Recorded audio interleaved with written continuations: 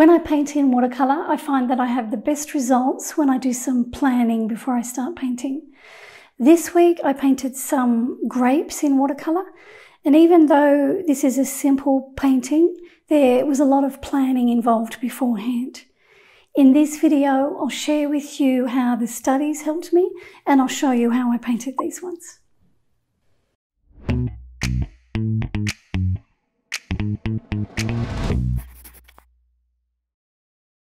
Painting in watercolour takes a lot of planning, and I found that failure to plan my paintings often results in a failed painting, which is why I like to do studies now.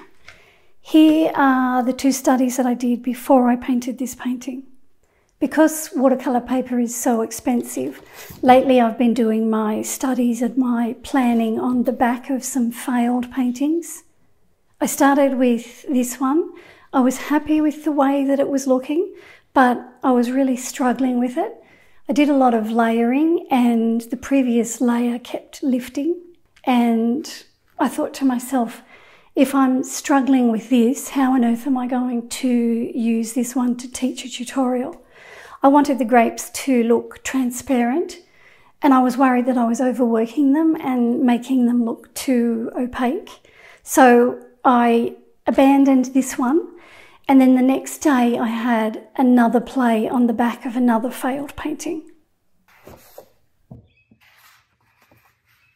I didn't struggle quite as much with this painting, so I took some notes as I was painting. With this one, I used a very pale wash of Windsor Violet as the first layer on the grapes, which worked okay, but I didn't use it on my final painting. Another colour that I used was some permanent sap green on the stem, but then I decided that I didn't need that, so I didn't use that one on the final painting either. I wanted to fade the colour away with the grapes that were further back, but when I finished painting this, I could see that the grapes with hardly any colour on them looked a little bit flat, so I thought that they would benefit from some lost edges. Here I've scrubbed away at the paint edge, which helps to make it look more rounded. So I knew with the final painting that I was going to include some lost edges on the outer grapes. This cast shadow here I painted in with Viridian, and I dropped in some permanent alizarin crimson here and there. I decided that the two colours at full intensity were a bit bright, so I changed that on my final painting, and I mixed semi-neutral instead. I used full intensity Viridian and permanent alizarin crimson in only a few small areas on the final painting. I also didn't like the way this cast shadow visually formed a straight line down this edge, so I wanted to avoid that as well. Another thing that I did wrong on this study, I failed to leave white paper showing on the white highlighted area of each grape.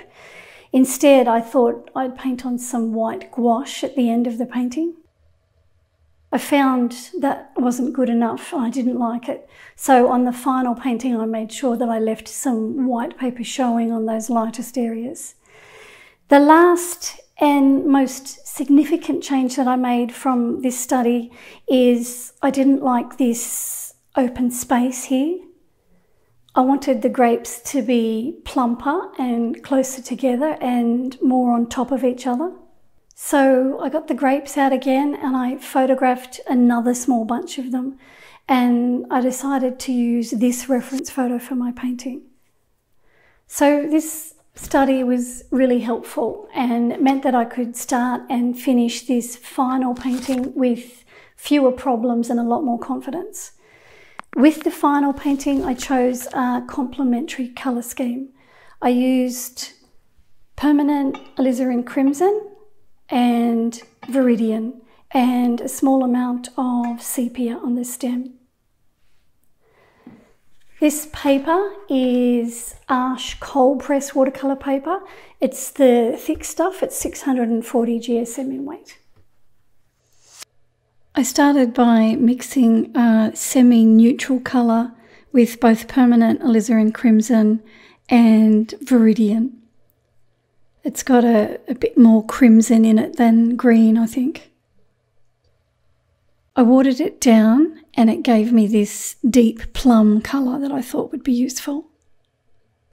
I'll paint each grape individually and I'll paint them on wet paper. So I'm wetting this one up in the top right corner. This is one of the grapes where I want to have a lost edge on the outer edge. This is the colour that I mixed.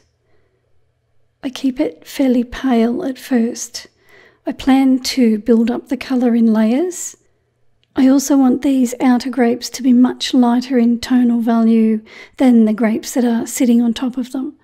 That will push these grapes further away and help to create some depth.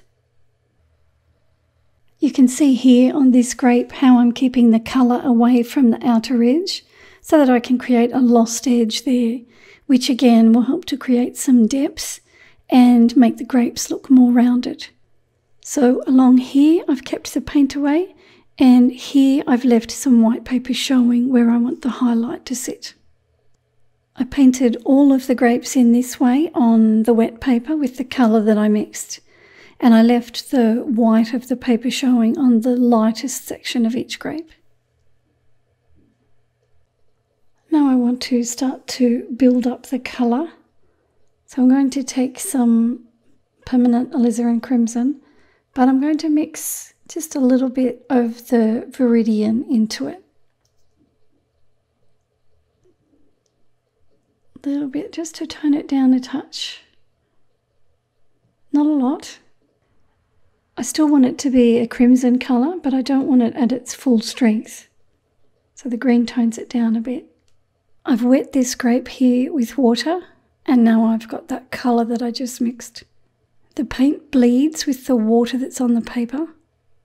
I pay attention to the outer edge of the grape. I want to get the shape right there.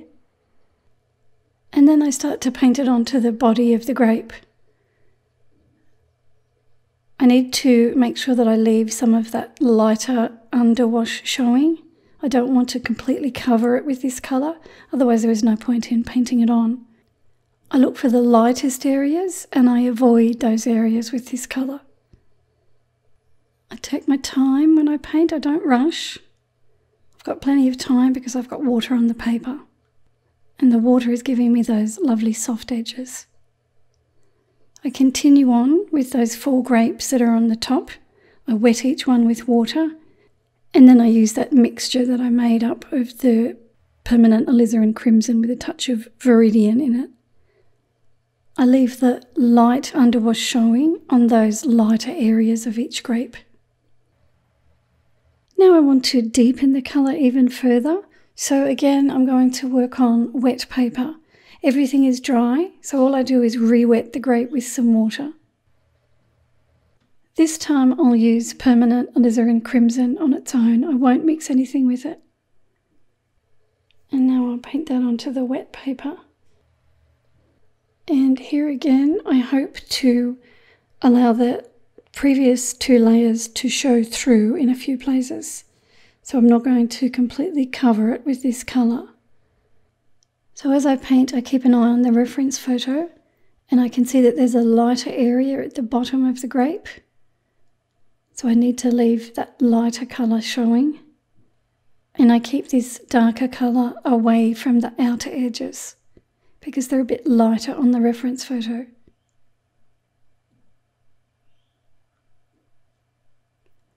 So this is now the 3rd layer of paint that I've put on here.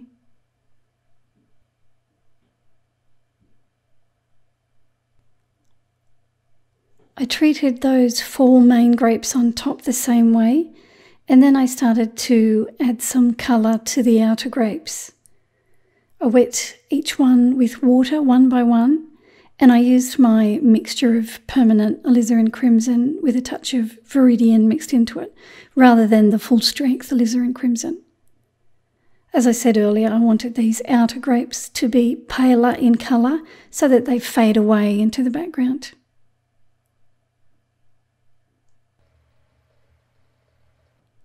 Some of those grapes that are underneath the main grapes have got some cast shadows on them that I wanted to include, so I mixed myself a colour that I thought would be suitable for the shadows. I wet the paper where the shadow was going to sit with some water.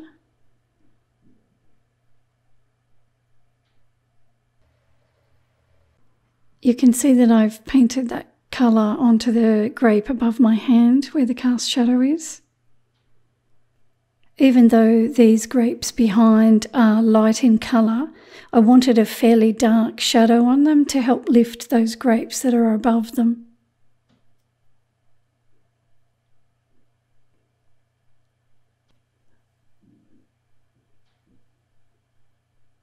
I'll take the paint out of my brush now and I'll use it to soften that edge a bit further along the front. After all the cast shadows were painted in, I could see that the 4 main grapes needed some more colour on them. So I wet them with water and I used some permanent alizarin crimson with a touch of viridian mixed into it to deepen the colour where I needed to.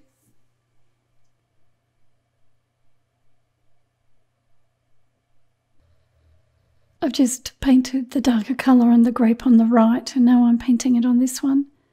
This is on wet paper as well.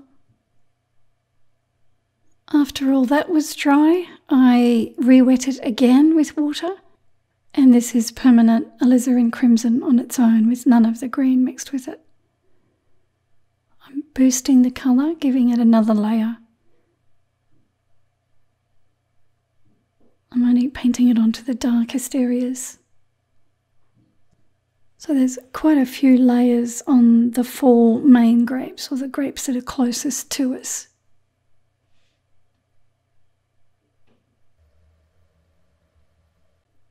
For the cast shadow on the background, I mixed a touch of permanent alizarin crimson into viridian. On my study that I painted before this one, I used viridian on its own, and I felt that it was too bright. So I toned it down with a touch of the crimson. And that's what I painted on the cast shadow on this painting.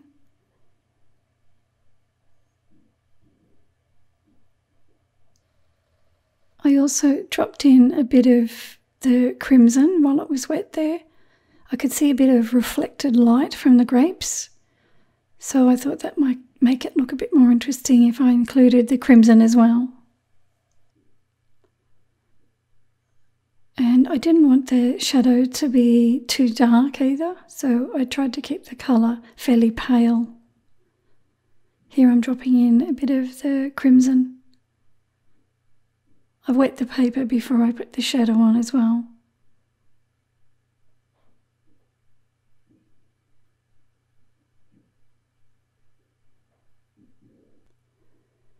When the shadow was dry, I thought that I could add some bright colour right near the grapes to draw attention to them. So I re-wet some shadow areas near the grapes and I used viridian at its full strength there. I've just wet the paper in here, and here I've got viridian as well. And up in here.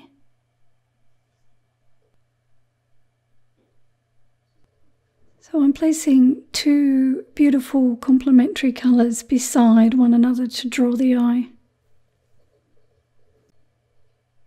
I put a little bit of it out on the side as well. And after many layers of paint, I was finally happy to call it a day. And there it is, finished. So my studies before I painted this painting were again very helpful, and I find that it really is worth my time to do them. Instead of rushing in to paint something, I now slow down, I do some thinking, and I do these studies. And I find that the time it takes me to do them is worth it because I'm less likely to fail. A full-length tutorial of this painting will be on my Patreon site next month, along with the line drawing, the reference photo, heaps of progress photos of my painting, and my finished painting. Thanks for watching. Please give this video a like and subscribe to my channel, and I'll be back soon with a new tutorial for you.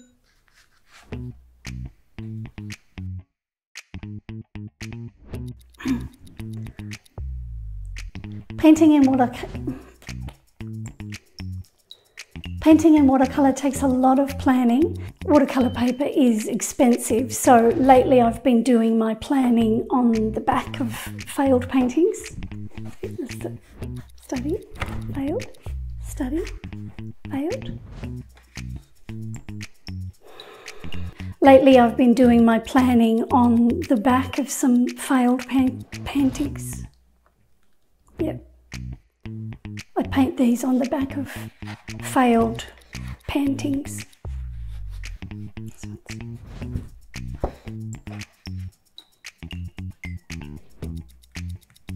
And I was worried that I was overworking them and making them look too opaque. So I abandoned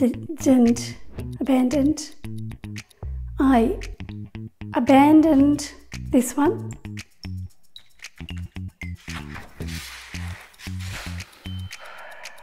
But when I finished painting this, I could see that the grapes with hardly any colour of them,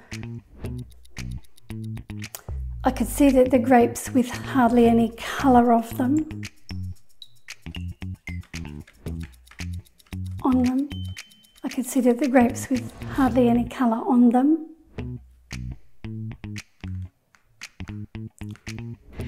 This cast shadow here I painted in with Viridian, and I dropped in some permanent alizarin, I was going to say. Viridian and alizarin.